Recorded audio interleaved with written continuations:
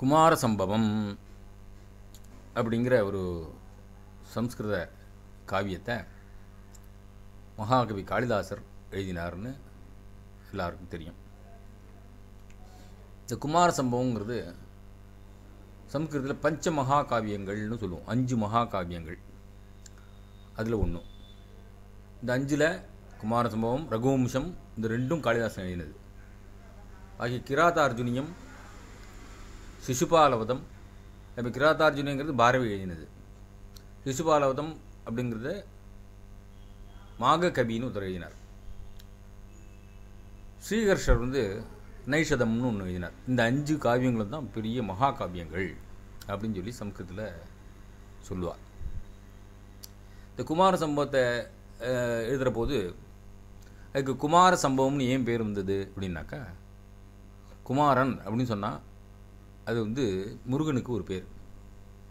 அந்த முருகனுடைய பிறப்பை சொல்கிறதுனால இதுக்கு குமார சம்பவம் அப்படின்னு பேர். பொதுவாக காளிதாசன் பெருமை அடைகிறதுக்கு காரணமாக இருக்கிறது என்னென்னா அவனுடைய உவமைகள். அவனை பற்றி ரொம்ப பெருமையாக சொல்கிறது எப்படி அப்படின்னா, புறா கவீனாம் கணனா பிரசங்கே கனிஷ்டிகா அதிஷ்டித கவி காளிதாசா அத்யாபி தத்துல்ய கவேரபாவாத் அனாமிகாசா அர்த்தவதி பபூவ அப்படின்னு சொல்லுவார்.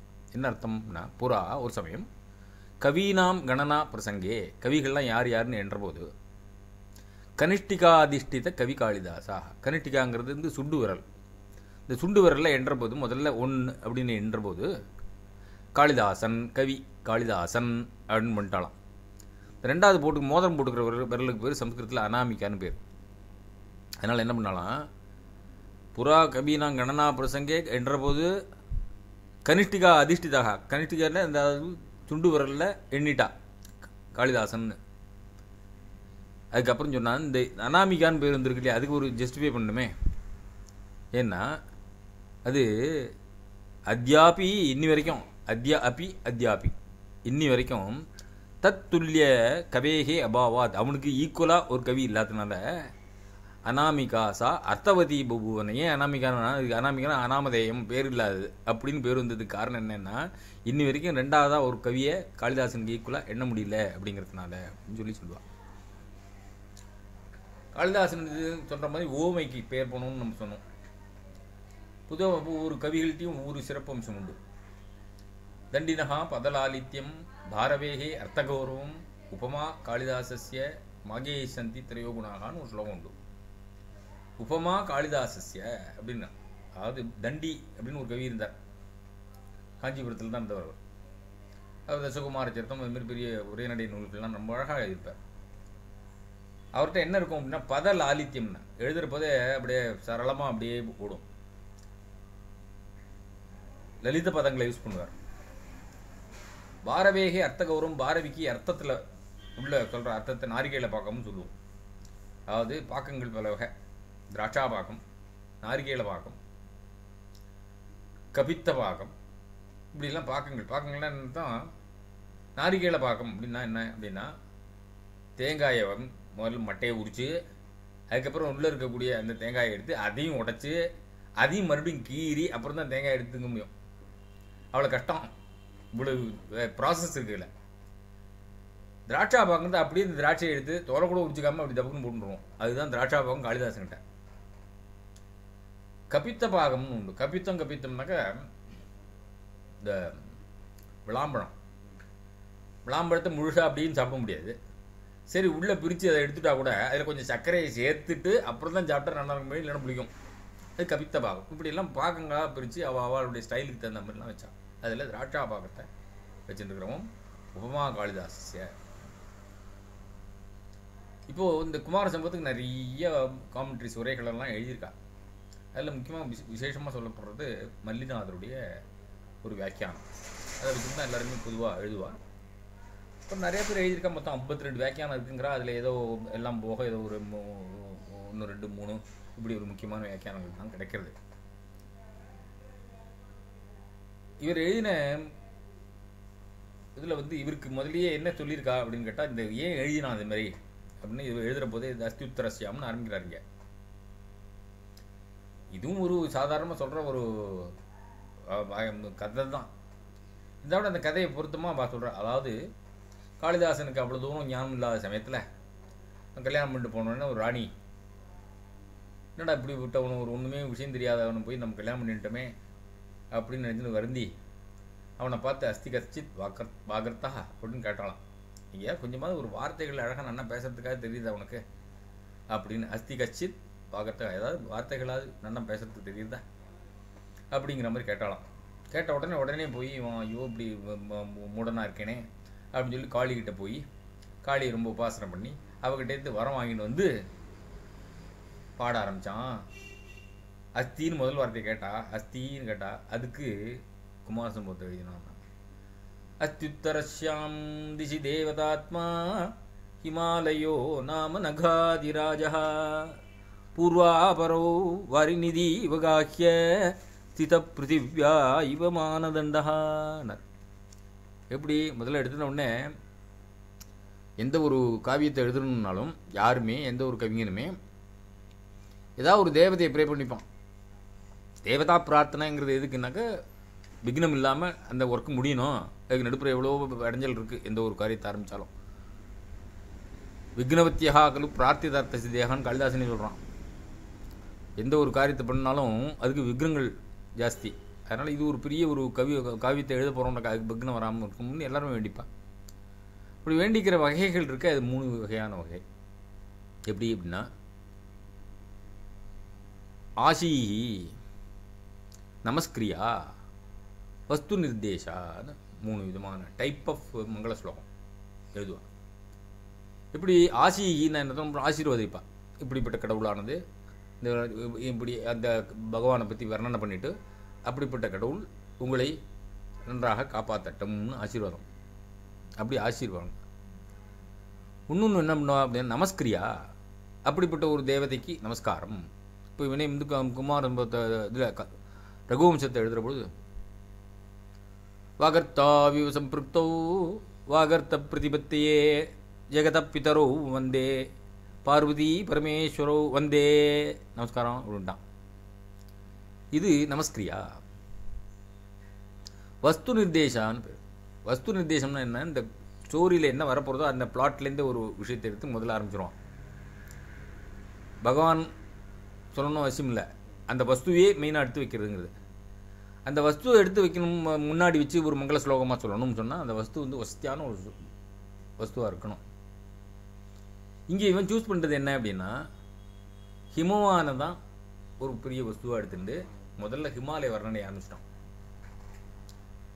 அதுவும் இல்லாமல் அகாரம் அப்படின்னு எந்த ஒரு எழுத்து ஆரம்பிக்கிற போது அகாரத்தில் ஆரம்பித்தா அது விஷ்ணு ரூபம். விஷ்ணுவுக்கு பேரே அ அப்படின்னாலே விஷ்ணு. அதனால் ஆன்னு ஆரம்பிக்கிறதே ஒரு பெரிய ஒரு நல்ல ஒரு சூச்சகம். அப்புறம் அஸ்தி அப்படின்னு ஆஸ்திகம். இப்போது அஸ்தி அப்படின்னு சொல்லி ஆஸ்திகத்துவம் எங்கே வருது அப்படின்னா ஒன்று இருக்குது, அது எதுவாக இருந்தானே ஒரு சத்துன்னு ஒன்று இருக்குங்கிறான் வேதாந்தி. இந்த ஒன்றுன்னு ஒன்று இருக்குங்கிறதுலேருந்து தான் உலகமே தோன்றிருக்கு. அதனால் அஸ்திங்கிற வார்த்தையும் யூஸ் பண்ணணும்னு பார்த்து அஸ்திங்னு யூஸ் பண்ணிட்டான். இந்த வஸ்துவை என்ன கொண்டு வரணும்னு பார்த்தா விமானம் கொண்டு வந்தான். அஸ்தி அப்படின்னு ஆரம்பித்தான். இருக்குது எங்கே இருக்குன்னா உத்தரஸ்யாம் திசி அப்படின்னு வடக்கு திக்கில். வடக்கு திக்குங்கிறது எப்போதுமே நம்மளை பொறுத்த வரைக்கும், இந்தியாவை பொறுத்த வரைக்கும், இந்த பாரத தேசத்தை பொறுத்த வரைக்கும் தேவர்கள்லாம் வசிக்கிற இடம்னு ஒரு ஐதீகம். அதனால தான் உத்தராயணம் புண்ணிய காலங்கிறோம். இந்த உத்தராயணத்துக்கு பொறுப்பு புண்ணிய காலம். தட்சிணாயணத்தில் பித்திருக்கள் இருக்கிற இடம். இப்போ என்ன பண்ணாங்க, உத்தரஸ்யாம் திசி வடக்கு திக்கில் உத்தரஸ்யாம் திசி தேவதாத்மான்னா அந்த ஹிமவானை எப்படி சொன்னான்னா தேவதை அம்சமாக சொல்ல ஆரம்பித்தான். ஏன் தேவதை அம்சம் அப்படின்னா அங்கே தான் அதே இமாலய மலையில் தான் சிவன் இருக்கார், அதே இமாலய மலை கேதாரணத்தில் விஷ்ணு இருக்கார். அங்கே தான் எல்லாமே இருக்குது. எல்லா தெய்வீகத்தன்மையெல்லாம் அந்த வடக்க அதுவும் இமாலயத்தில் இருக்குது. அதனால் அஸ்தி உத்தரஸ்யாம் திசி தேவதாத்மா ஹிமாலயோ நாம நகாதி ராஜான்னு. ஹிமாலயன்னு ஒருத்தருக்கார். யார் அவர்? நகாதி ராஜா. நகம் நகம்னா ந கச்சதி இது நகா, அது அசையத்தில் இல்லையோ அதனால் நகம்னு பேர்.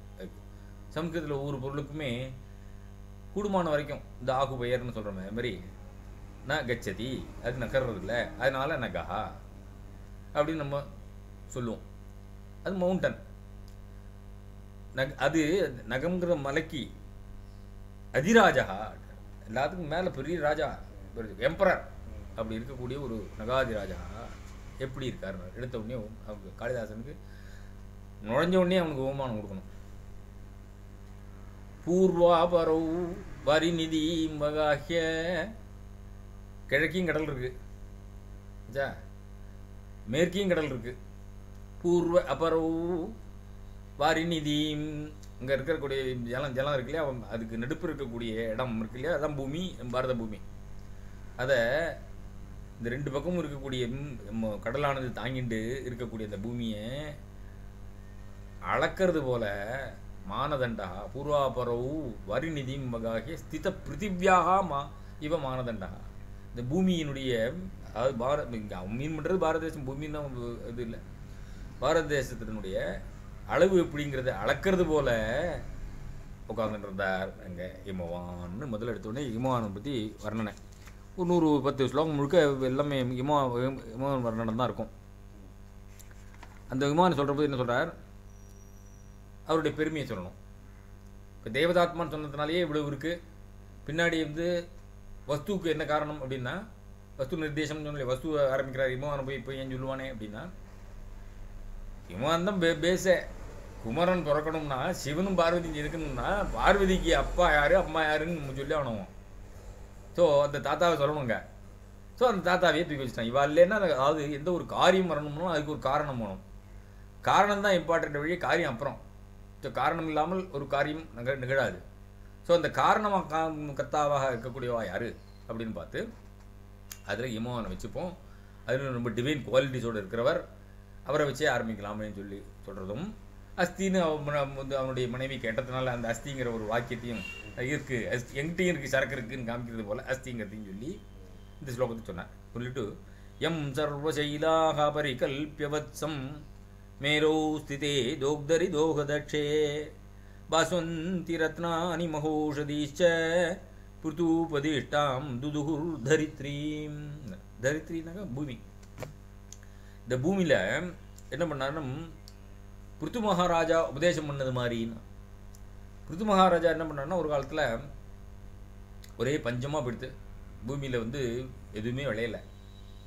அப்போது பிருத்துக்கிட்ட போய் எல்லாரும் வேண்டிக்கிறான், இதுமாரி எனக்கு இன்னும் பஞ்சமாக போயிடுத்து, பூமி விளையவே மாட்டேங்குதுன்னா பூமிக்கிட்ட போய் இவன் சொல்கிறான், பூமாதேவிகிட்ட போய் சொல்லி, நீ எங்கே இருந்தாலும் நீ இது கொடுக்கணும், எல்லாருக்கும் நல்லது செய்யணும் அப்படின்னு கேட்டு, அதோடு இல்லாமல் இனிமேல் யாரும் உன்னை ப்ரே பண்ணாலோ உனக்கு எல்லாம் கிடைக்கணும் அப்படின்னு சொல்லி அவன் ஏற்கனவே வரம் வாங்கியிருக்கான். அவன் உபதேசம் பண்ணது போல் இங்கே என்னாச்சுன்னா, எம் சர்வசைலாக பரிகல்பியவத்சம் என்ன பண்ணார், எல்லா மலைகளையும் ஒரு ஒரு குட்டி மாதிரி, அவருக்கு கண்ணுக்குட்டி மாதிரி அமைச்சுண்டு, மேரோ ஸ்திதே தோக்தரி தோகதக்ஷே, மேருமலையானது இந்த பூமியில், பூமி பசு ஆச்சா. இப்போது அதில் அப்போ என்ன ஆகிடுதுன்னா, இப்போ அந்த பிருத்து மகாராஜா பண்ணுற போது அது விரட்டின்னு வரான் ஆக்சுவலாக அந்த பூமாதேவியை. எல்லாம் விளையத்துக்கு ஒழுங்காக பண்ண போறியா இல்லையான்ட்டு, பாப்பிகள்லாம் ஜாஸ்தியாக போட்டா நான் எப்படி இருக்கிறது அப்படின்னோடனே, இப்போ நீ எப்படி இருந்தாலும் நீ கொடுக்கணும்னு நம்ம விரட்டின்னு வந்த உடனே பசுவாக மாறி பயந்துன்னு ஒழிஞ்சுட்டான் அப்படின்னு ஒரு கதை புராணத்தில் இருக்குது. அப்போ அந்த பசுவாக மாறிட்டாங்கிறது தெரியுது பூமி. அப்போது இந்த தரித்திரி என்ன பண்ணால், பூமியாக பசுவாக மாறிட்டா, பசுவாக மாறணுன்னா என்ன பண்ணாங்கன்னா, இப்போது அந்த பசுவை யார், மேரோ ஸ்திதே தோக்தரி தோகதக்ஷே, மேருமலையானது பால்காரம் மாதிரி இருந்துட்டு பால் கறக்க ஆரம்பிச்சுதான். பால் கறக்கிறதுக்கு பக்கத்தில் ஏதாவது உனக்கு கண்ணுக்குட்டி இல்லாமல் பால் கறக்காது. அதுக்கு என்ன வச்சுனா, இந்த இமாலய மலையை இப்போ அப்போது அதனுடைய ஹைட்டை எவ்வளோ தூரத்துக்கு கொடுக்குது, டேரக்டாக பால்காரம் உட்காந்துருக்கான், கண்ணுக்குட்டி இங்கே பக்கத்தில் நிற்கிறது, அப்போ கிட்டத்தட்ட ஈக்குவலாக இருக்குது. கொஞ்சம் இருந்தாலும் பால்காரம் அவசரமாக இருப்பான் அப்படிங்கிற மாதிரி மேருமலை அவசரம். அதையும் ஒரு இண்டிகேட் பண்ணிட்டு, மேரோ ஸ்திதே தோக்தரி தோகதக்ஷே, நல்லா கறக்கிறதுல கட்டிக்காரன் இருக்கும்போது என்னத்த கறந்தான் இந்த பூமியிலேருந்து, இமயமலையில் என்னென்னலாம் இருக்குமோ அதெல்லாம் கறந்தான், அவ்வளோதானே. என்ன ஏன்னா கண்ணுக்குட்டி கொடுக்க போகிறான் எல்லாத்தையும். அப்போ கண்ணுக்குட்டிக்கு கொடுத்ததெல்லாம் என்ன அப்படி யோசனை பண்ணால், பஸ்வந்தி ரத்னானி, ரத்னங்கள் அப்படி ஜொலிக்கிற ரத்னங்கள்லாம் கொண்டு கொண்டாந்து கொடுத்தான். பஸ்வந்தி ரத்னானி மகௌஷதீச்ச, பெரிய பெரிய ஓஷதிகள் மெடிசனல் ஹெர்ப்ஸ் இருக்குது. புதுபதிஷ்டாம் புதுகுர் தரித்ரீம், அப்படி புருது மகாராஜா சொல்லி உபதேசம் பண்ண மாதிரி எல்லாத்தையும் பண்ணான். அதுக்கடுத்து அனந்தரத்ன பிரபவஸ்ய யஸ்ய ஹிமம் ந சௌபாக்ய விலோபிஜாதம், நிறைய ரத்னங்கள்லாம் இருக்குது. ஆனால் என்ன எடுத்து அப்படின்னா அத்தனையும் எது மூடின்னு இருக்கு அப்படின்னா பனி. அதனால் அதனுடைய ஒரு மெரிட்டு குறையலைன்ட்டார். ஏன்னு கேட்டால் அது ஒரு தோஷம்தான். இவ்வளோ ரத்தனத்தை வச்சுன்னு மூடின்னு உட்காந்துருக்கேன் பனியால் அப்படின்னா அச்சாம் ஒரு அர்த்தாந்தர நியாசமும் தெரியுது. இப்படி ஒரு பெரிய காவியங்களை சொல்லிட்டே வரப்படுது. கான்டெக்சுவலாக சில உபதேசங்களையும் சில நல்ல ஒரு விஷயங்களையும், அதாவது சப்ஸ்டான்ஷியேட்டிங் தி ஜென்ரல் ஸ்டேட்மெண்ட் இது ஸ்பெஷல் ஸ்டேட்மெண்ட். இப்போ கதையில் ஓடின்னு இருக்கு, ஒரு ஸ்பெஷலாக ஒரு ஸ்டேட்மெண்ட்டை கொடுத்து டக்குன்னு அது மனசில் குறிக்கிற மாதிரி பண்ணுறதுங்கிறது அர்த்தாந்தர நியாசம்னு ஒரு அலங்காரம். அதான் நம்ம முன்னாடியே பார்த்தோம். ஹனுமான் அப்திம் அத்தரத்து துஷ்கரம் கிம் மகாத்மனாம். ஹனுமான் கடவுளை தாண்டினார். பெரிய மகாத்மாக்களுக்கு எது கஷ்டமானது அப்படின்னா இல்லையோ, அந்த மாதிரி இங்கே ஏகோ ஹி தோஷோ குணசன்னிபாத்தே, எவ்வளோ குணங்கள் இருக்குது, எத்தனை ரத்னங்களை வச்சுட்டு இருக்கு, இத்தனை பேரையும் வச்சுட்டு இருக்கு, பெரிய பெரிய தேவதைகள்லாம் அங்கே இருந்துன்னு இருக்கா. அப்படிப்பட்ட ஒரு இடத்துல இந்த ஒரே ஒரு தோஷம் அதுக்கு என்ன இருக்குது, பனி மூடின்னு இருக்கோ எல்லாத்தையும் அப்படிங்கிறது தான்.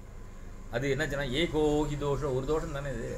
ஏகோ ஹி தோஷோ குணசன்னிபாத்தே, நிறையா குணங்கள் இருக்கிற போது இந்த ஒரு தோஷமானது நிமஜ்ஜதி இந்தோஹோ கிரணேஷ் விவாங்கஹானர். நிமஜ்ஜதி அழிஞ்சு போயிடுறது. எதை போலன்னா இந்தோஹோ கிரணேஷு, சூரியன் சந்திரனுடைய கிரணங்களில் அங்கஹா ஒரு ஒரு களங்கம் இருக்க, அது மறைஞ்சு போயிடுறது இல்லையோ. சந்திரனை பார்க்குறப்ப ஆஹா அப்போ சந்திரன் அழகாக இருக்கிறோம், அதுக்குள்ளே ஒரு களங்கம் இருந்து கூட மறைஞ்சு விடுறது. ஒரு தோஷம் இருக்குது இருந்தால் கூட அதான் சொன்னேன். அது ஏகோ ஹி தோஷோ குணசன்னிபாத்தே நிமஜ்ஜதி இந்தோஹோ கிரணேஷ் விவாங்கஹா. அது மாதிரி இந்த பனியெல்லாம் மூடிட்டு இருந்தால் கூட அதனால் அது வந்து அஃபெக்ட் ஆகலை அப்படின்னா.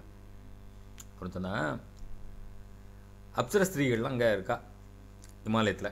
இது முழுக்க இமாலய வர்ணனைக்கு வந்துருக்காரு. இப்போ எப்படி இப்படிலாம் இருக்குது அப்படின்னு சொல்லிட்டு அப்சர ஸ்திரீகள்லாம் என்ன பண்ணுறா, அவளுடைய லவ்வர்ஸ் காதலர்கள்லாம் பார்க்குறதுக்கு இங்கேயும் அலைஞ்சுட்டு இருக்கா. அலங்காரங்கள்லாம் பண்ணிட்டு அவளுக்கு தேவையான பல வர்ணங்கள், இப்போ பொடிகள் எல்லாத்தையும், அதில் முக்கியமாக இந்த செங்காவி, அதுதான் இந்த செங்காவிக்கு அவ்வளோ விசேஷம். நம்ம வீட்டிலலாம் கூட இது பண்ணால் ஒரு காவி பொடி போடுற மாதிரி அதுவும் நிறைய பவுடர்லாம் அங்கே நிறையா இருக்குது. அதை மலையினுடைய சிகரங்கள்லாம் சேப்பாக அது செம்மண், வேறு ஒன்றும் இல்லை. அதுதான் வர சொல்கிறேன், செம்மண்ணா நிறையா இருக்குது. அது என்ன, அது காற்றுல அப்படியே அது தெரித்து மேகங்கள்லாம் அப்படியே பிரதிபலிச்சுன்னு இருக்கு.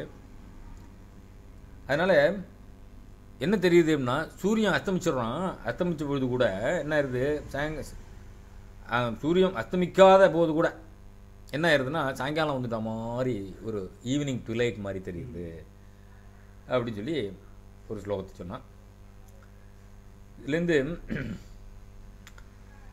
ஆமே கலம் சஞ்சரதாம் கனானாம் சாயாமதஸ்தானுகதாம் நிஷேவ்ய உத்வேஜிதா விஷ்டுவீர ஆசிரியந்தே ஸ்ருங்காணியஸ்யா பதந்தி சித்தாக.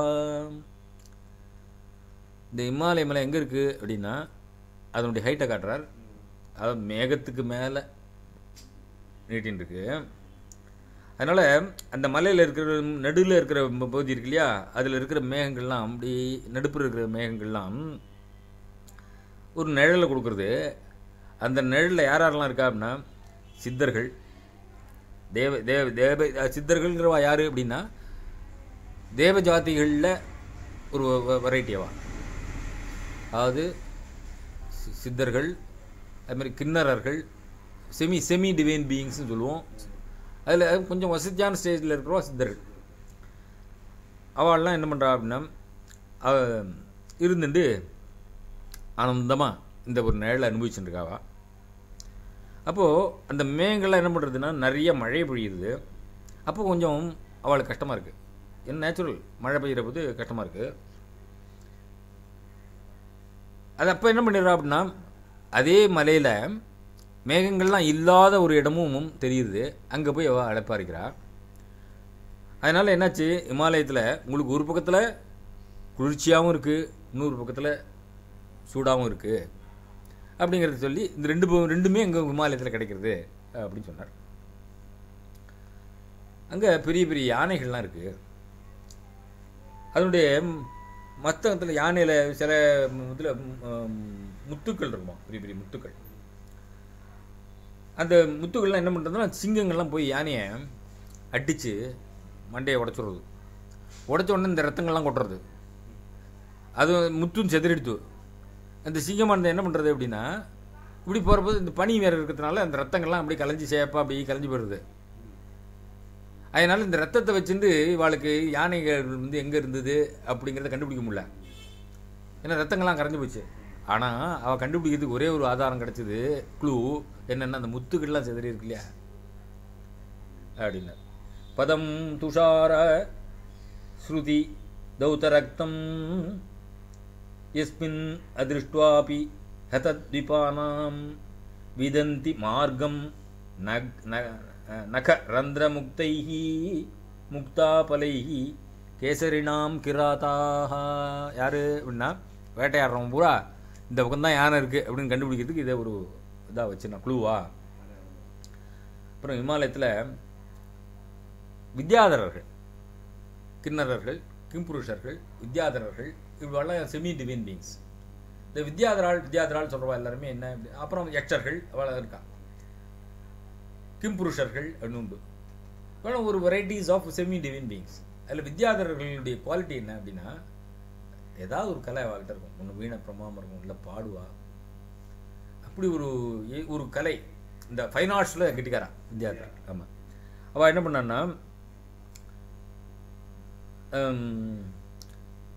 அவளுடைய காதலர்களுக்கு கடிதம் லெட்டர் எழுதுறதுக்கு எங்கே பண்ணுறது, அங்கே பூர்ஜ மரம் அதுதான் நம்ம இங்கிலீஷில் அதை பர்ச் பார்க் அப்படிங்கிறான். அதில் தான் அந்த காலத்துலலாம் வந்து எழுதிட்டு இருந்தான்ட்டு. இந்த பூர்ஜ மரத்தில் என்ன பண்ணான்னா, இந்த அவள் செங்காவி பொடியெலாம் வச்சுட்டு இருந்தா இல்லையா, அந்த இதை குறைச்சி அதில் அந்த பட்டையை எடுத்து அதில் எல்லாரும் தன்னுடைய காதலை எழுதி அவளுக்கு ஃப்ரெண்ட்ஸுக்கு காதலர்களுக்கு அனுப்பலாம். அதனால் என்னாச்சு அப்படின்னா, அந்த பட்டையெல்லாம் அவள் எழுதி அமைச்ச பட்டையெல்லாம் என்ன இருக்குது அப்படின்னா, அங்கங்கே கிடக்கு, சேப்பாக இருக்குது. இது எப்படி இருக்குன்னா, ஒரு வயசான என்ன யானை, அதனுடைய அதில் புள்ளியாக இருக்குது. அதனுடைய காது, கை, உடம்பு இதுலேயுமே வயசான யானையாக இருந்ததுன்னா அதில் ஒரு சேப்பாக தெரியும். அதை போல் இருந்தது அப்படின்னு இந்த யானையை மனமாக சொன்னோம். அடுத்தது இது ரொம்ப அழகான வருது.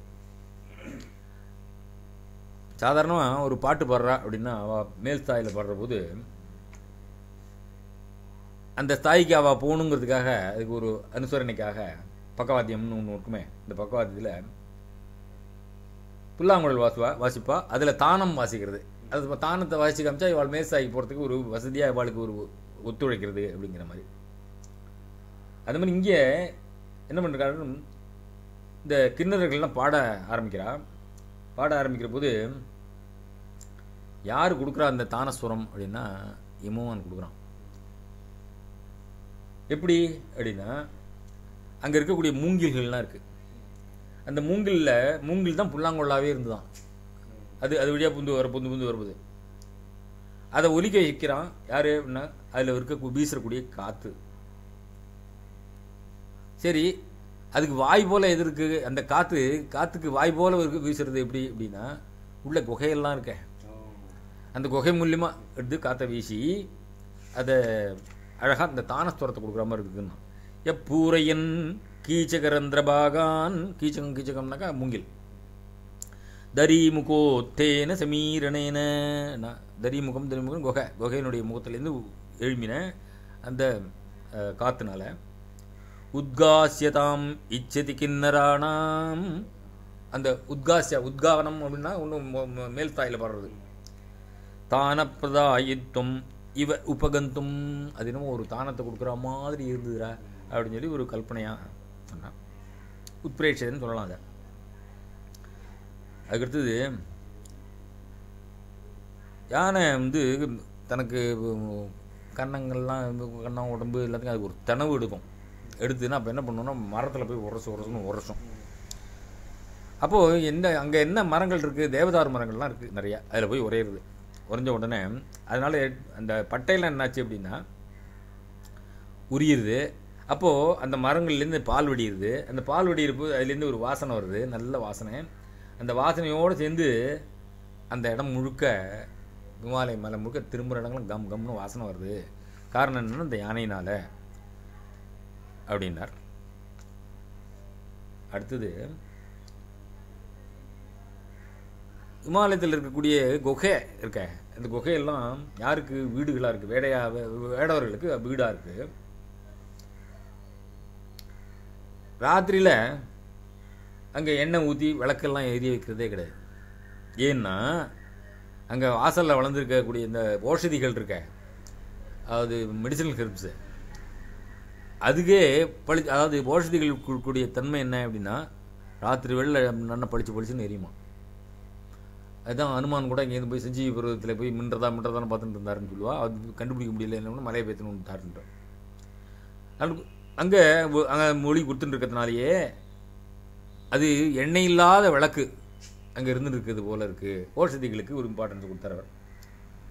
அது எப்படி அப்படின்னா வனே சரானாம் வனிதா சகானாம், உள்ளே யார் இருக்கா அப்படின்னு குகைக்குள்ளே அப்படின்னா வனேச்சரகான்னாக்கா வேடர்கள் வனிதா சகானாம், தான் ஒய்ஃபோடு உட்காந்துருக்கிற போது லைட்டு இங்கே வெளியிலேருந்து லைட்டு வருது என்ன அப்படின்னு சொல்லி ரொம்ப அழகாக ஒரு கல்பனை.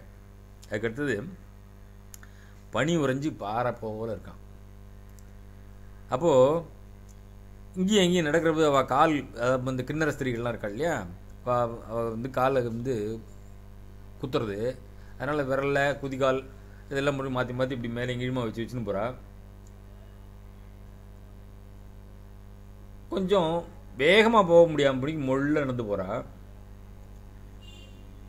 அதுக்கு காரணம் என்ன அப்படின்னா, வேகமாக உட்கடக்குன்னு ஓடி இருக்கலாமே அப்படின்னா அவளுடைய ஸ்தனங்களுடைய இந்த பிருஷ்டபாகத்தினுடைய பாரம்தான். அப்போ அவ்வளோ தூரம் செழிப்பாக அங்கே இருக்கா எல்லாரும் அப்படிங்கிறதையும் காமிச்சான். குகையில் இருக்கக்கூடிய இது என்னாச்சுன்னா இருள், நிறைய இருள் இருக்கு இல்லையா. ஹிமவானுக்கு ஒரு பெரிய நல்ல குணம் என்ன அப்படின்னா அந்த இருட்டையும் காப்பாற்றினான். யாருக்கிட்டேருந்து? சூரியன்கிட்டேருந்து இருட்டையும் காப்பாற்றினான். ஏன்னு கேட்டால் தன்னை சரணம் அடைஞ்சவனாக இருந்தால், அவன் ரொம்ப மோசமானவனாக இருந்தால் கூட அவன் என்ன சேர்ந்தவன்னு சொல்லி ஏற்றுண்டு அவளுக்கு உதவி பண்ணுறது தான் நல்ல குணம் இல்லையா அப்படின்னு ஒரு அர்த்தம் அந்த சாட்சான்.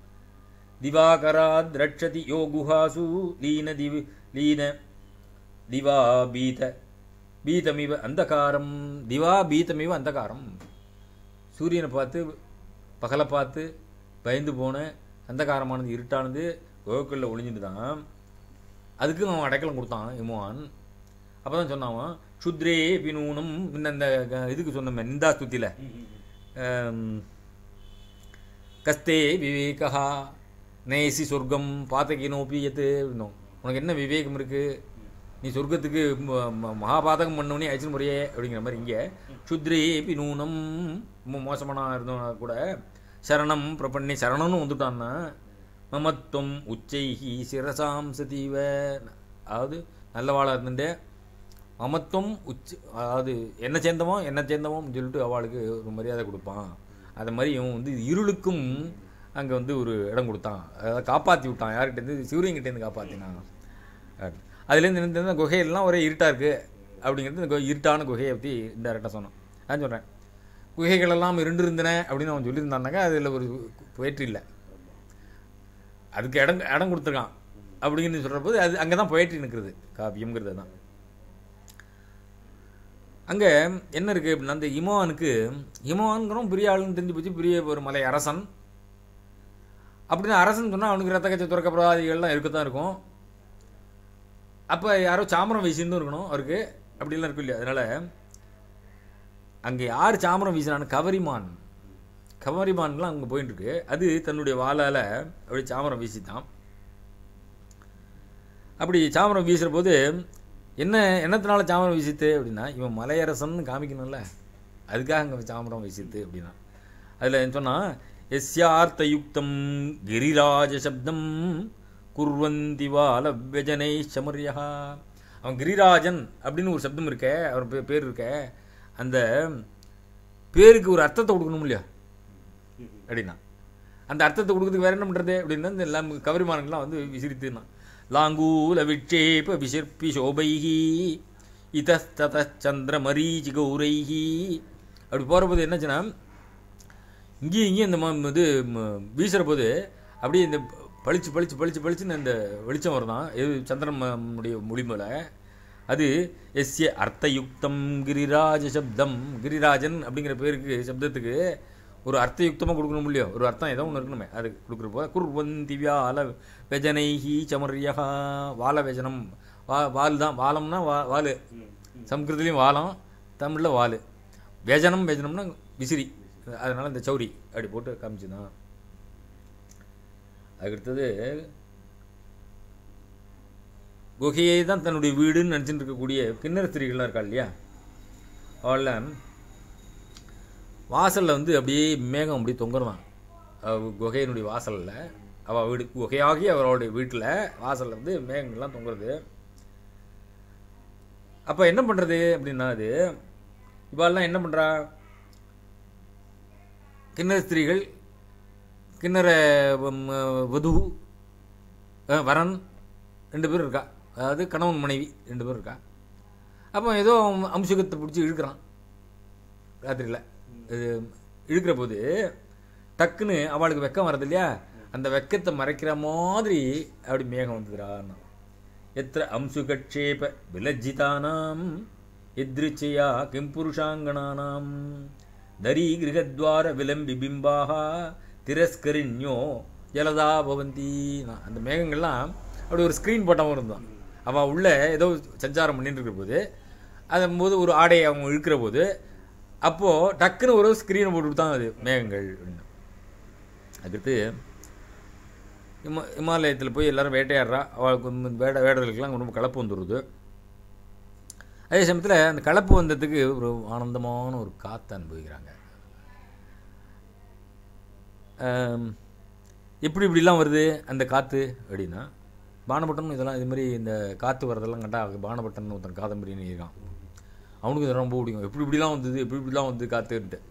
அது மாதிரி இங்கே கங்கை வந்து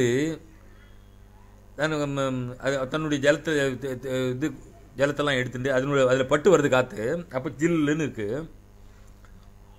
அது குளிர்ச்சியை கொடுக்குறது, குளிர்ந்த காற்று வருகிறது பக்கத்தில் கங்கை இருக்கிறதுனால. ஏன்னா சரி, அந்த கங்கையினுடைய இந்த குளிர்ந்த காற்று எங்கே போகிறது அப்படின்னா, அங்கே தேவதாரு மரங்கள்லாம் இருக்குது. அந்த தேவதாரு மரங்களில் போய் அப்படி டச் பண்ணிட்டு வருது. தேவதாரு மரம் வந்து என்ன அப்படின்னா, அதுக்கு நல்ல வாசனை உண்டாம் தேவதாருக்கு. அந்த வாசனையும் தூக்கின்னு வருது. என்ன பொதுவாக காற்றுக்கே என்ன பேருன்னா கந்தவாகான்னு பேர். நல்ல வாசனையை தூக்கின்னு வருது அப்படின்னு சொல்லிட்டு கந்தவாகா அப்படிமோ. அப்போது நல்ல நறுமணத்தை கொண்டுறது. அதோடு நம்ம மயிலெலாம் அங்கே வந்து மேகங்கள்லாம் இருக்கிறதுனால ஆடிட்டு இருக்கும் இல்லையோ, அந்த மயில் தொகையில் ஃபில்டர் ஆகி வருது, அப்படி இப்படி அடிச்சுன்னு வருது அப்படி. அதனால் மிருதுவாக இருக்க ஓன்னு புஷ்ஷுன்னு அடிக்கலை, அடிச்சதுன்னா அது வந்து நமக்கு இதாக இருக்குது. அப்படியே தென்றல் வீசுகிற மாதிரி வீசணும் முடியும். தென்றல் அங்கே சொல்ல முடியாது. தென்றல் நம்ம எதை சொல்கிறோம் அப்படின்னா இங்கே மலை மாறுதத்தை தான் சொல்லுவோம், கைலாச மலையில் சொல்ல முடியாது. அப்படி கைலாச மலையில் போய் இவன் தென்றல்னு சொல்லியிருந்தான்னாக்கா இது வந்து அனௌச்சித்தியம்னு பேர். காவியத்தில் ஔச்சித்தியம் அனௌச்சித்தியம்னு இந்த இடத்துல கொஞ்சம் நாம் சில விஷயங்கள் சொல்லணும். பொருத்தமாக இருக்கிற விஷயத்த சொல்லணும். இமாலய மலையில் வந்து பயங்கரமாக ஆழமரமாக இருந்தது அப்படின்னு சொல்லக்கூடாது. இந்த இதெல்லாம் வளராதவங்க அதெல்லாம் போய் நம்ம சொல்ல வர்ணிச்சிட்டான்னா அவன் வந்து அவனுக்கு அங்கே ஞானமே இல்லைன்னு அர்த்தம். இருந்தாலும் சும்மா ஒரு இமேஜினேஷனில் வர்ணனை பண்ணுறான் அப்படின்ட்டு. அப்படி பண்ணினா அதுக்கு அனௌச்சித்தியம்னு இருக்குது. உச்சித்தம் அனுச்சிதம்ங்கிறது தான் அனௌச்சித்தியம்னு பேர். அனௌச்சித்தியங்கிறது ஒரு பெரிய லிட்ரேச்சரில், அது ஒரு லிட்ரரி கிரிட்டிசிசமில் ஒரு பெரிய ஒரு பாகம். அது ஔச்சித்ய சர்ச்சா அப்படின்னு சேமேந்திரன் ஒரு பெரிய புத்தகமே இருக்கான். அதுக்கு ஔச்சித்தியம், எதெல்லாம் ஔச்சித்தியம், எதெல்லாம் ஔச்சித்தியம், எப்படி இப்படிலாம் வர்ணிக்கணும்னா இப்படி வர்ணிக்கணும். அருமையான ஒரு டெக்ஸ்ட் இது. எதெல்லாம் வர்ணிக்கக்கூடாது, எந்த இடத்துல எதை வர்ணிக்கக்கூடாது, அப்படின்னு சொல்லி அதை பற்றி எழுதியிருக்கான். அதுமாதிரி இங்கே உச்சித்தமாக சொல்லணும் இல்லையா, அதுக்காக சொல்லி ரொம்ப அழகாக மிருதுவாகவும் இருந்தது அப்படின்னு சொன்னார். அதுக்கடுத்தது இமாலய மலையை கொஞ்சம் தூக்கி சொல்லணும். என்றைக்குமே நகீர் நிந்தாஞான் ஒன்றை குறைக்கிறதுங்கிறத. அப்போ சூரியன் வந்து கீழே இருந்தான், இமாலய மேலே ரொம்ப அதுக்கு மேலே இருந்தது அப்படின்னு சொன்னதுனால சூரியனை வந்து குறைச்சி எடை போட்டதாக ஆகாது. அதுக்கு சமஸ்கிருதத்தில் நகி நிந்தா நியாயம்னு பேர். இப்போ வந்து இப்போ 2 பேர் வரை 2 பேருமே பெரிய எழுத்தாளர்கள். அதில் ஒருத்தர் வந்து இவர் ரொம்ப பெரிய சிறந்த எழுத்தாளர், இவர் மாதிரி ஒரு எழுத்தாளரே பார்க்க முடியாது அப்படின்னு சொன்னால் இன்னொருத்தரை மட்டம் தட்டது ஆகாது. அந்த கான்டெக்ஸ்டில் அவருக்கு நீங்கள் வசதியாக கொடுக்குறீங்க. அதை மாதிரி இங்கே இந்த இமாலய மலை எப்படி இருக்குது, சூரியனுக்கு மேலே இருக்கான். அப்போது அங்கே யாரெல்லாம் இருந்துருக்கா அப்படின்னா சப்த ரிஷிகள் இருந்துருக்கா. அத்ரி, பிருகு, குப்ச, வசிஷ்ட, கௌதம, காஷ்யப, ஆங்கிரச ரிஷியா அப்படின்னு சப்த ரிஷிகள் அங்கே மேலே வச்சுட்டு இருக்கா. அங்கே இருக்கக்கூடிய அங்கே தடாகங்கள்லாமும் இருக்குது. இமாலய மலைக்குள்ளே தடாகங்களும் இருக்குது. அதில் தாமரை மட்டெல்லாம் என்ன பண்ணுறாருன்னா சப்த ரிஷிகள் பறிச்சுன்னு வரா. எதுக்காக? பூஜை பண்ணுறதுக்காக பறிச்சுன்னு வரா. அவள் பறிச்சுட்டு போனதுக்கு மிச்சம் இருக்கக்கூடிய தாமரையெல்லாம் இருக்கு இல்லையா, அதை இந்த இமயமலையில் நடுப்பகுதியில் இருக்கக்கூடிய சூரியன் இருக்கான் இல்லையா, அவன் தன்னுடைய மேல் நோக்கி கரங்கள்னால பூக்க வச்சான். இதுலேருந்து இமயமலையினுடைய ஒரு உயரத்தை காட்டுறது. அது மாத்திரம் இல்லை, சப்த ரிஷிகள் ஒன்று பெரிய பெரிய ரிஷிகள்லாம் இருக்கிற இடம்ங்கிறதும் அங்கே காமிச்சார். அதனால் சப்த ரிஷிகஸ்தா அவசிதாவசேஷம் அவசேஷாணி அதோ விவஸ்வான் பரிவர்த்தமானஹ பத்மானி எஸ்ய அக்ரசரோருகாணி பிரபோதயத் ஊர்துமுகைஹி மயூகைஹி. அங்கே இன்னும் என்னென்ன இருக்குது அப்படின்னா, ஒரு யாகம் பண்ணோம்னா சோமலத்தைன்னு ஒன்று,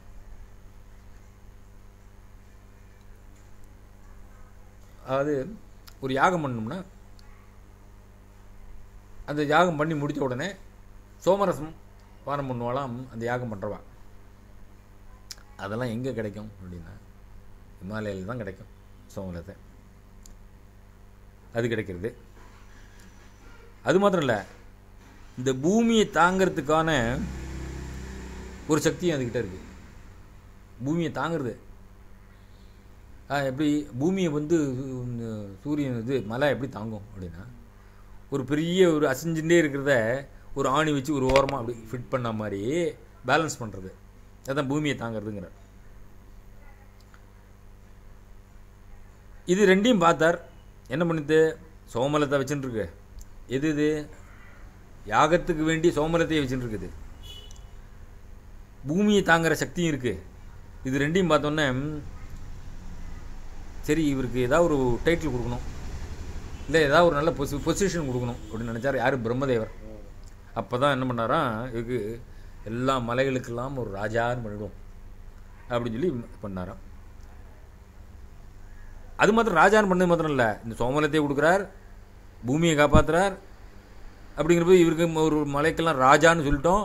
ராஜான்னு சொல்லிட்டாருன்னா அவருக்கு ஒரு இது இடம் கொடுக்க வேண்டாமா யாகத்தில்? அதனால் இமோனுக்கு ஒரு யாகத்தில் எந்த யாகம் பண்ணாலும் இமாலயாய நம அக்னேய நம அக்னே இதம் நம்மங்கிற மாதிரி அக்னே சுவாகா ஹிமாலயாய சுவாகா என்ன ஹிமாலயாய இதம் நம்ம அப்படின்னு சொல்லி ஆகணும் அப்படின்னு சொல்லி சொல்கிறான். இது யார் கொடுத்தா இந்த டைட்டில்னா பிரம்மாவே என்ன பிரசிடென்ட் அவார்டு மாதிரி கொடுத்து விட்ருக்கார். யக்யாங்க யோனித்துவம் அபேட்சியஸ்ய, ஒரு யஜ்யம் ஒன்று அதுக்கு அங்கே யோனி அவர் ஆரம்பம், அவர் கொடுத்தது தான் அந்த சோமலத்தையெல்லாம். இல்லைன்னா நம்ம யஜ்யமே பண்ண முடியாது. சாரம் தரித்ரி தரணக்ஷமம் ச, இந்த பூமியை காப்பாற்றுறதுனாலையும் பிரஜாபதி கல்பித யஜ்யபாகம், பிரஜாபதியே அவருக்கு வந்து ஒரு யஜ்யபாகத்தை கல்பனை பண்ணி சைலாதிபத்தியம் ஸ்வயம் அனுதிஷ்டது, நீ இன்னும் வந்து சைலத்துக்கெல்லாம் அதிபதி, மலைகளுக்கெல்லாம் அதிபதி அப்படின்னு சொல்லி அவரே அந்த டைட்டில் கொடுத்தார். இப்போது மேருவை பற்றி பேசணும். மேரு யாருன்னா இமானுடைய நண்பன். அவன் வச்சுட்டு ஒரு சாஸ்திரங்கள்லாம் நல்லா தெரிஞ்சு இருக்கக்கூடிய இமோவான் தான் வம்சம் வளரணும். என்ன வம்சம் வளரணும்னா அது தன்னுடைய சந்ததி மூலமாக தான் வரும். அதனால் என்ன பண்ணா அப்படின்னா, பித்திருக்கள் அவளுக்கு பித்திருக்கள் எல்லாத்துக்கும் சேர்த்து எல்லாருமா சேர்ந்து ஒரு மானசிய புத்திரியை தயார் பண்ணலாம். அவள் தான் மேனான்னு பேர், பித்திருக்களுடைய மானச புத்திரி. சரி அவளை கல்யாணம் பண்ணிப்போம் அப்படின்னு சொல்லி மேருவை முன் வச்சு தன் நண்பனோட வச்சுட்டு இந்த மேனாவை அவர் கல்யாணம் பண்ணார். ஆமாம். ச மானசீம் மேரு சகா புத்ருணாம் கன்யாம் குலஸ்ய ஸ்திதையே ஸ்திதையா மேனாம் முனீனாம் அபிமானனீயாம். எப்படிப்பட்ட மேனாவம்னா முனீனாம் அபிமானனீயாம், முனிவர்களோட எல்லா முனிவர்களையுமே பாராட்டக்கூடியவரான். ஆத்மானுரூபம் விதினா உபயேமே அப்படின்னா, நல்ல இந்த சம்பிரதாயப்படி கல்யாணத்துக்கு பண்ணினா என்னென்ன மந்திரங்களை சொல்லணுமோ அந்தந்த மந்திரங்கள்லாம் சொல்லி தனக்கு பிடிச்சமான அந்த மேனையை கல்யாணம் பண்ணிட்டா.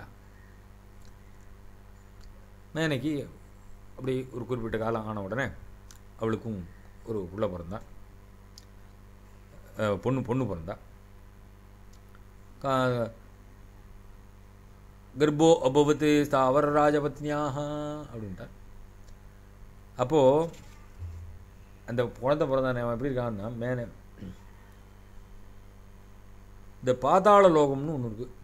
அந்த பாதாள லோகத்தில் இருக்கக்கூடிய என்ன நாகக்கன்னிகைகள்லாம் அவங்க எல்லாம் பண்ணிட்டான். சமுத்திரத்துக்கு ரொம்ப ஃப்ரெண்ட் ஆகிட்டாங்க. அதனால் இந்திரனால் கூட அவனுடைய சிறகுகள் எல்லாம் வெட்ட முடியல. மேனே என்னாச்சு, ஒரு காலத்தில் மலைகள்லாம் பறந்துகிட்டே இருந்துதான் ரெக்கைகளை வச்சுட்டு. ஒருவேளை அந்த டைம் தான் நம்ம பூமி வந்து செட் ஆகிற டைமாக இருந்திருக்குமோன்னுமோ, அதை தான் இப்படி ஒரு சிம்பாலிக்கலாக சொல்லியிருப்பாளோ. மலைகள்லாம் பறந்துகிட்டே இருக்குது அப்படின்னோடனே எல்லோரும் மலையெல்லாம் பறக்கிறது அப்படின்னோடனே இந்திரன் என்ன பண்ணான், வஜ்ராயுதத்தை வச்சுட்டு இந்த மலைகளுடைய ரெக்கையெல்லாம் வெட்டினா. அப்போ அந்தந்த மலை அங்கங்கே செட் ஆகிடுது. வெட்டுற போது என்ன ஆகும், இந்த மலைகளுக்கெல்லாம் ஒரே ரத்தம் கொட்டும் அப்படிங்கிற மாதிரி ஒரு வேதனை இருக்கும். ஆனால் அந்த வேதனை இந்த மேனா இவனுக்கு வரலையாம், மைனாகத்துக்கு. மைனாக்குங்கிற பெத்துட்டா. அந்த வேதனை வரல. ஏன்னு கேட்டால், சரண் வந்தோடனே என்ன பண்ணாமல் சமுத்திரராஜன்கிட்ட போய் சரண் அடைஞ்சான். கொஞ்சம் என்னை எப்படியாவது காப்பாற்று அப்படின்னு, நீ தண்ணிக்குள்ளே பூந்துரு அப்படின்ட்டாவா. தண்ணிக்குள்ளே பூந்ததனுடைய பலன் என்னென்னா, இந்திரனால் வெட்டப்படலை, அதனால் காயப்படலை, அதனால் அந்த அவஸ்தைப்படலை. அதே சமயம் கீழே போனோடனே நாகக்கன்னிகள்லாம் பார்த்தோன்னா நாகக்கன்னிகள் கல்யாணம் பண்ணிவிட்டாங்கிற அந்த ஒரு அனுபவமும் அவனுக்கு கிடைச்சிது. அதனால் இது ஒரு பெரிய 2 டபுள் பெனிஃபிட் கிடைச்சிது அவனுக்கு. அசூதசா நாகவதூபோக்யம் மைனாகம் அம்போநிதி பத்த சக்கியம் குருத்தே விபட்சிதிவிருத்ரா சத்ரௌ அவேதனாக்யம் குலிசக்ஷதானாம். அவனுக்கு அந்த வேதனை, இந்திரனுடைய வஜ்ராயுதத்தினால் அடிக்கப்படுற வேதனை தெரியாதபடிக்கு அவனும் வளர்ந்தான். அதுக்கடுத்தது என்னாச்சு அப்படின்னா, ஒரு காலத்தில் பழைய காலத்துக்கு போயிட்டார். ஃப்ளாஷ்பேக் எப்படின்னா, பிரம்மாவோட புத்திரன் தட்சன், அவனுடைய பெண்ணும் சதி. அது ஏற்கனவே சிவனை கல்யாணம் பண்ணிட்டாங்கிறது பூர்வ கதை இருக்குது, பூர்வ ஜென்ம கதை. அப்போது தட்சன் வந்து ஒரு யாகம் பண்ணினான். அப்போது தன்னுடைய ஒரு சிவனுக்கு, தன்னுடைய கணவனான சிவனுக்கு அவர் பண்ண ஒரு அவமானத்தினால இவ யோகத்தின் மூலமாக தன்னுடைய சரீரத்தை விட்டுட்டா பார்வதி. அப்போது திருப்பி பிறக்கணும்னு அவளுக்கு ஆசை வந்தது. ஒரு நல்ல ஒரு தாய், நல்ல ஒரு தந்தை இவாளை சூஸ் பண்ணி நான் திரும்பி பிறக்கணும் அப்படின்னு நினச்சிண்டா. அப்போ என்ன பண்ணான்னா, இந்த மேனையை தன்னுடைய அம்மாவாக அவளே தேர்ந்தெடுத்தாளாம்.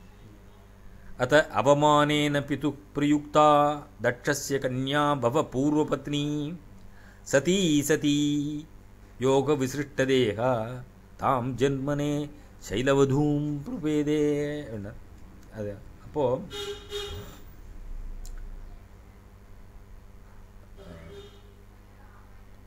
இதில் வந்து ஒரு அரசனுடைய விதிகள்லாம் பற்றியும் சொல்கிற மாதிரியும், அதே சமயத்தில் இந்த கதையும் கொண்டுன்னு போகிற மாதிரியும் சா பூதராணாம் அதிபேன தஸ்யாம் சமாதிமத்யாம் உதபாதி பவ்யா. எப்படி இருந்தாவா அப்படின்னா, அவகிட்ட எந்த விதமான அபரீட்சதாயாம், எந்த விதமான குத்தமும் இல்லாமல், சம்யோக, அதாவது சம்யக் பிரயோகாத்து, நன்னா பயன்படுத்தி, அதை எப்படி பயன்படுத்துகிறோமோ அது மாதிரி இருக்கக்கூடிய நீதி போல. அது மாத்திரம் இல்லை, அந்த நீதியோடு கூடிய உற்சாக குணத்தோடு கூட, வெறும் நீதி மாத்திரம் இருந்தால் போகாது, உற்சாக குணத்தோடு இருக்க கூட பவ்யா, ரொம்ப மங்களமாகவும், பூதராணாம் அதிபேன, மலைகளுக்கு அரசனான இமானால், சமாதிமத்யாம்,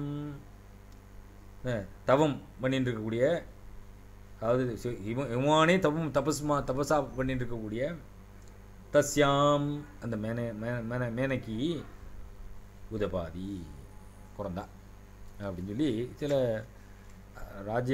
ராஜாங்கத்தினுடைய சில கதைகளையும் அதில் சொன்னான். பார்வதி பிறந்த நாள் எல்லாருக்கும் ரொம்ப சந்தோஷம். எப்படி அப்படின்னா, அவள் பிறந்த அன்னைக்கு நல்ல ஒரு வெயில், மேகங்கள்லாம் மூடின்னும் இருக்குது, வெயிலும் அடிக்கிறது.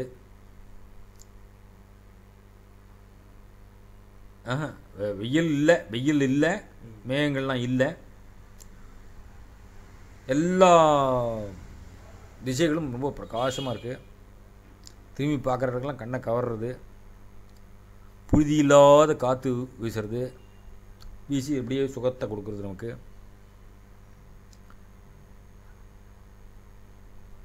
பார்வதி பிறந்த உடனே என்ன பண்ணா அப்படின்னா, அவளுடைய பிறப்பை எல்லாருக்கும் தெரிவிக்கணுங்கிற மாதிரி அவளுடைய இமானுடைய அந்த கிரகத்தில், மாளிகையில் சங்கநாதம் ஒலிக்கிறது. அதை கேட்ட தேவர்கள்லாம் உடனே வந்து தேவலோகத்திலேருந்து மலர்கள்லாம் கொண்டு வந்து அப்படியே வர்ஷிக்கிறா, பூமாரி பொழியிறது. அந்த அவள் கொண்டு போட்ட அந்த பூக்களுடைய வாசனைகள்லாம் என்ன எல்லாருக்கும் சுகமாக ஒரு ஆனந்தத்தை கொடுக்குறது. சீதோஷ்ண நிலையும் ரொம்ப அப்படியே ஒரு மிருதுவான ஒரு மலை, அது காற்று வீசுறது, மந்த மாருதம். அப்போது இனி இந்த ரொம்ப சங்கநாதம், நறுமணம், இது எல்லாமே இருக்கிறதுனால எல்லாம் மரம், செடி, கொடி, மற்ற ஜீவங்கள் எல்லாத்துக்கும் அந்த என்னடா திடீர்னு ஒரு ஆனந்தம் அப்படின்னு தோணித்தான் பார்வதி பிறந்த நாள். பிரசன்ன திக்பாம் சுவிவிக்தவாதம் சங்கஸ்வனானந்த புஷ்பவிருஷ்டி சரீரிணாம் ஸ்தாபரஜங்கமானாம் சுகாய தஜ்ஜன்மதினம் பபூவ. எல்லாத்துக்கும் ஒரு சுகத்தை கொடுக்குற போது அந்த ஜன்மதினம் அப்படி இருந்தது.